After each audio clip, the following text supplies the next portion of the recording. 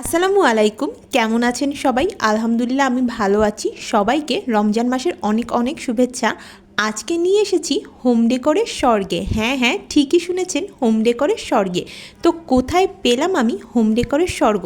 চলুন তাহলে ভিডিওটি শুরু করা যাক, আর আপনাদেরকে বলছি কোথায় এই হোম ডেকোরের স্বর্গ। অনেক দিন থেকেই আমি এমন একটা জায়গা খুঁজছিলাম যেখানে একই ছাদের নিচে সব রকমের হোম ডেকোরের জিনিস পেয়ে যাব।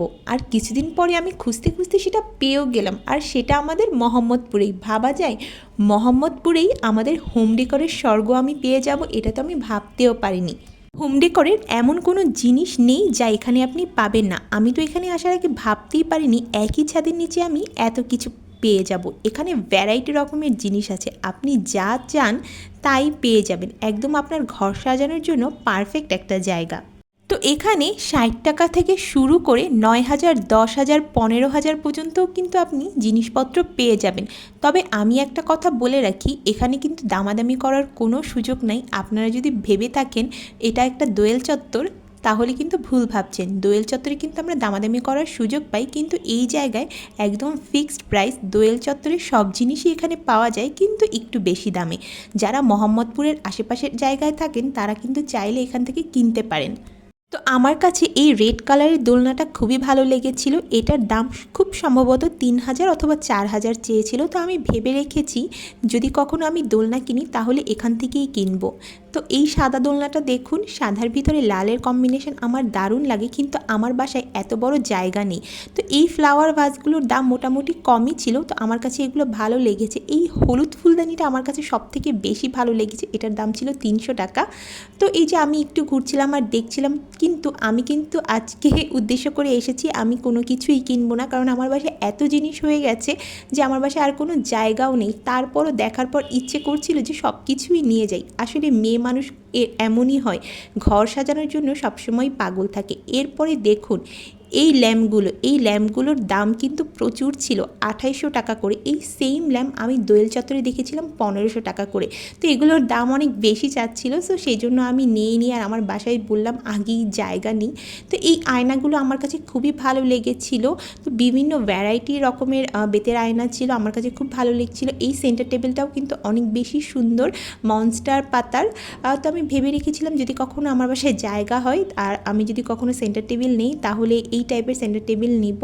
তো আমি ঘুরছিলাম, দেখছিলাম, আর ওদের ওখানে অনেক ভালোই কাস্টমার ছিল। তো আমি এক সাইডে গিয়ে একটু ভিডিও করে নিলাম।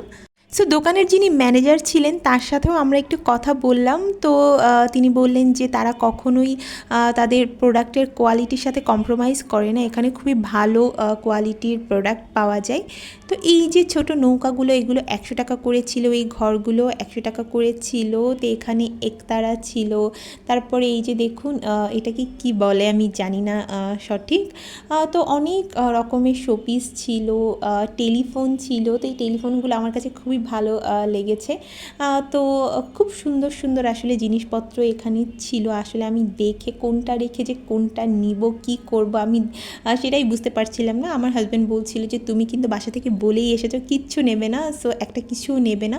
তো আমি আমার হাজব্যান্ডকে বলছিলাম যে না, একটা কিছু তো অবশ্যই আমি এখান থেকে নিয়ে যাব, কারণ এত কষ্ট করে এলাম আর এত সুন্দর একটা জায়গা যদি না নিয়ে যাই তাহলে কিন্তু অনেক বড় পাপ হবে। তো এই যে দেখুন, এই ট্রেগুলো ছিল কাঠের ট্রে, আর প্রাইস বেশ ভালোই ছিল।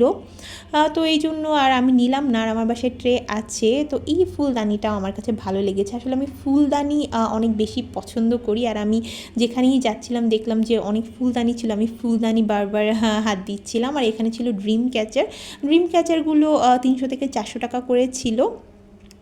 তো এখানে ছিল বিভিন্ন রকমের বেতের সোফা, বেতের মোড়া, আর এই যে দেখুন এই ফ্লাওয়ার স্টিকগুলো ১০০, ২০০, আর এইটার দাম ছিল ৫৮০ টাকা করে। এই কাঠগোলাপের যে স্টিকটা, এটা ৫৮০ টাকা করে ছিল। আমি তো দাম শুনেই অবাক যে একটা স্টিকের দাম ৫৮০ টাকা।